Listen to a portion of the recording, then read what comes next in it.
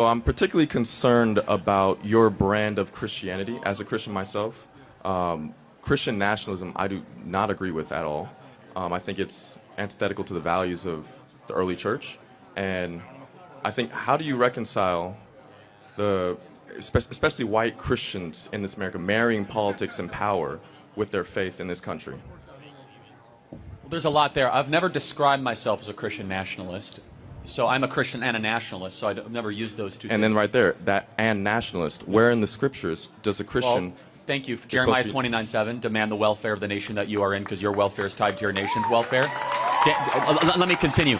Daniel fasted and prayed for his nation. Esther and Mordecai cared for their nation. They were counsel to the king. Right. Nehemiah, Jeremiah, Joseph, Jacob. I could keep on going. Moses, Aaron. In fact, Moses was so political that he wrote an entire book of the Torah all about how to set up a government. It's the book of Deuteronomy. So, in fact, the Bible is an explicitly political text amongst many other things. Now, can we interpret those texts in the light of the revelation of Christ? Because you just cited all Old Testament texts, but you have not once cited St. Paul. Okay, yeah. If you want me to also, by the way, just so we are, cite St. Paul about the kingdom of heaven and the governance.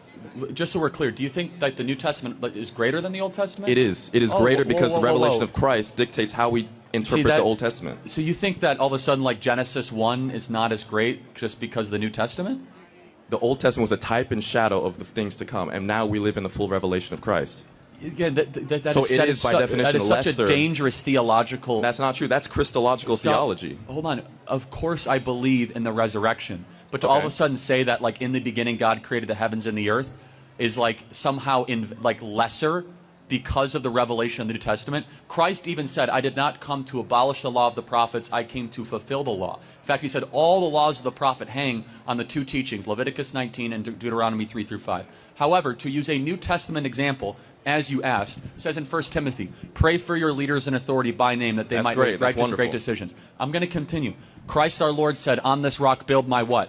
Church. Wrong. Ecclesia. It's not the word church. Okay, the word English church, translations of Common Bible say church, so my bad. Well, actually, it shouldn't, because the original Greek term says, on this rock build my government structure. Ecclesia was a secular word used in that time, which was all about the advancement of freedom and liberty, which are the two words in Greek, eleutheria, isonomia, which are the two words there. So the point being, Christ called us to be salt and light. We as Christians should change the environment that we come in contact with. That's what salt and light do. So why should we then not care about changing government to be more Christ-like?